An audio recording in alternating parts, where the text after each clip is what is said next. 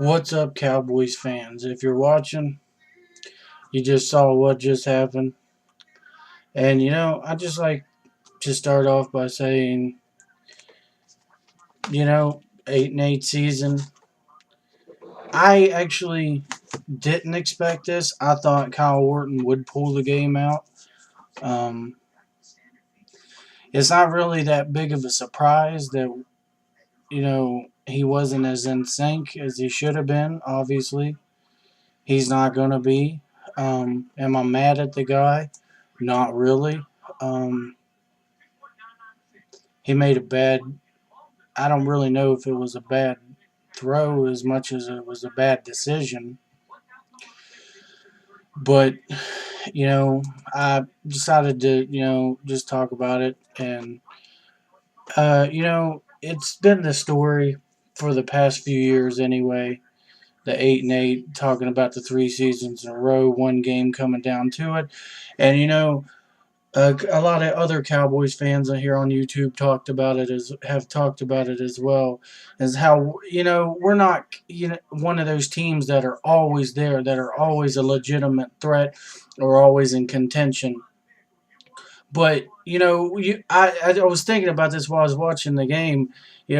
It may be not, and maybe we should be that team, and we're just not, or they are just not, and what I'm saying is, though, we were in contention for a playoff spot. Nothing's guaranteed. Any given Sunday, a football team can win a game, and that's why I had faith in it, Kyle Orton, and possibly taking them to a playoff spot and maybe a chance at an NFC Championship game. So like I said, any given Sunday, he looked great out there. It was really just the fact that Kyle Orton isn't used to having to try to outscore his defense. It was Al Michaels that said it best on the play clock bullshit. Cowboys got screwed. I mean, they're sick. This makes them sick. And, I don't really. There's not much you can say here.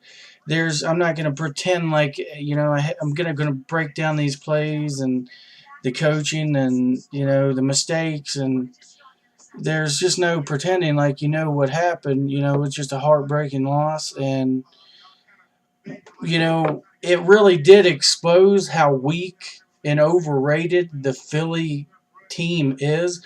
Yeah, they do have a great back, but you're talking what, he had 1,400 or something, maybe a little more this entire season. That's really not that great, and it's good in a pass-heavy league that has become the NFL. But they did expose a weakness in what I said about, what I think about Nick Foles as a quarterback, that he's just not that good, and when you pressure the boy buckles. And, I wouldn't say they got lucky, but they got out of there. That should have been kicked through the uprights. See you, Saints, next week. So, all this hype and talk about the Eagles, I think, is really overrated. Had that maybe been Tony Romo, maybe it would have been different. Maybe it would not, wouldn't have. But I think that really Kyle Orton played a good ball game, and hell, Tony Romo might have done the same thing.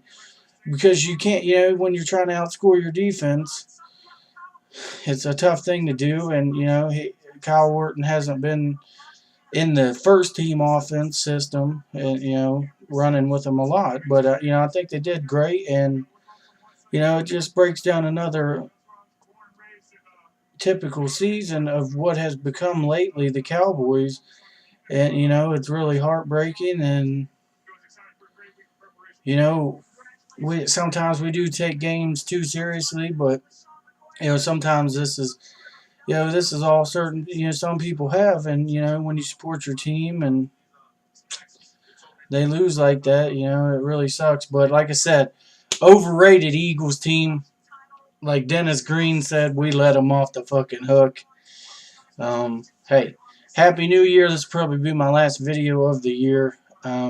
with the new YouTube policy changes and all that bullshit.